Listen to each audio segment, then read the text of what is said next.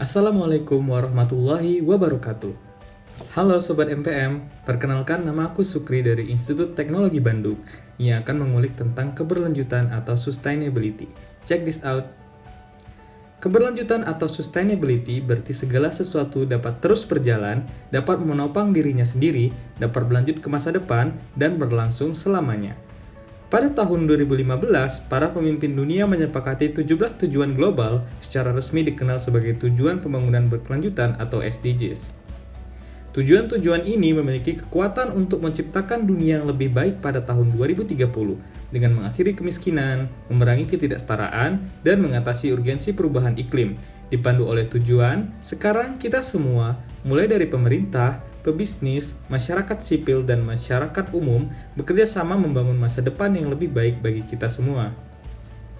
Kita juga memastikan tidak menghentikan orang-orang secara global untuk memenuhi kebutuhan mereka, seperti permintaan akan hasil bumi, udara segar, air bersih, serta makanan, dan hal ini meningkat seiring bertambahnya populasi dan standar hidup manusia. Tetapi, kemampuan bumi untuk menyediakan hal tersebut menurun karena cara hidup kita yang salah. Dalam mencari kemakmuran dan kesuksesan, kadang manusia menghancurkan sistem pada alam. Padahal manusia sepenuhnya bergantung pada alam. Hal ini harus kita selesaikan.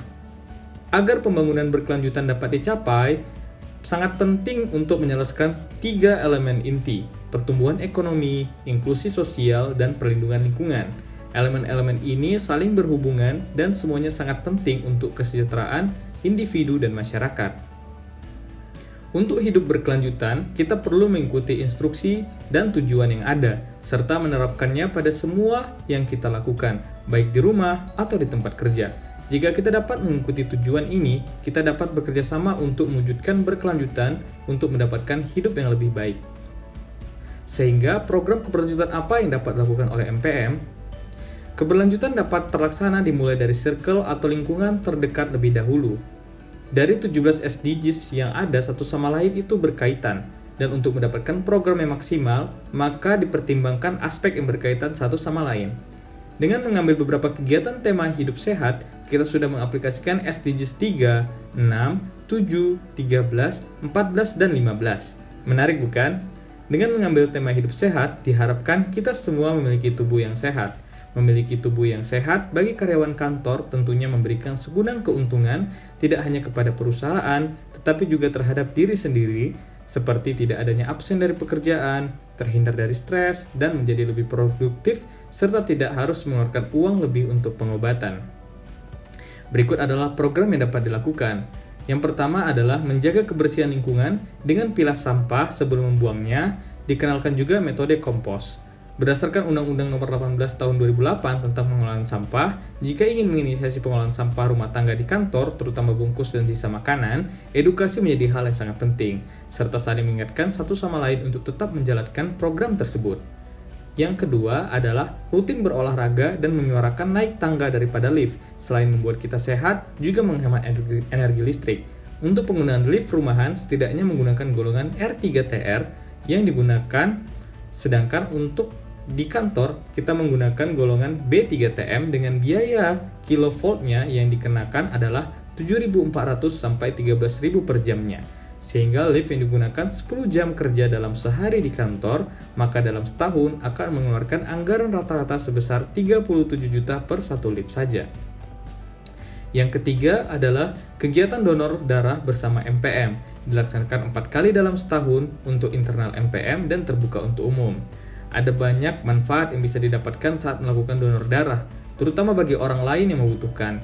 Mengacu pada Palang Merah Amerika, sumbangan darah satu orang dapat menyelamatkan hingga 3 nyawa, dan disebutkan jika donor darah dibutuhkan setiap 2 detik. Sumber Halodoc. Donor darah ini mampu menjadi momen yang tepat untuk menyebarkan kebaikan, sekaligus menyehatkan tubuh. Ada banyak manfaat kesehatan yang dapat dirasakan oleh pendonor seperti mendeteksi penyakit serius, meningkatkan produksi sel darah merah, menurunkan risiko kanker, dan menjaga kesehatan jantung. Selanjutnya adalah kegiatan yang terakhir, yaitu wisata bareng dengan tema peduli laut kita. Selain bertujuan untuk wisata bareng menghilangkan penat pekerjaan, kita juga bersama-sama membersihkan pantai dan sungai untuk meningkatkan kepedulian dan partisipasi kita dalam menjaga lingkungan pesisir dan muara. untuk menciptakan lingkungan yang bersih dan lestari, serta meningkatkan kerjasama lintas sektor dalam pengelolaan sampah dari muara dan pesisir. Selain itu, diharapkan kegiatan bersih pantai ini juga bisa mendukung peraturan pemerintah Republik Indonesia Nomor 83 Tahun 2018 tentang penanganan sampah laut. Sehingga bagaimana peran mahasiswa untuk mensukseskan program keberlanjutan tersebut? Kolaborasi dan sinergi sangat penting untuk mensukseskan program keberlanjutan, dan mahasiswa merupakan salah satu penggeraknya. Sebagai mahasiswa, kita diharapkan dapat berkontribusi langsung pada masyarakat, salah satu bentuknya pengabdian masyarakat.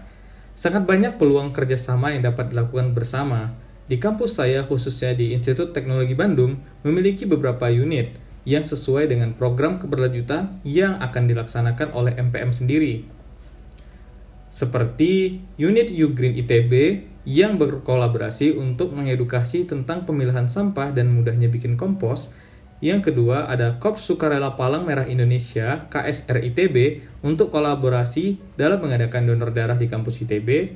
Yang ketiga, kolaborasi keluarga mahasiswa pecinta alam Ganesha ITB untuk membersihkan sungai dan laut di daerah Jawa Barat.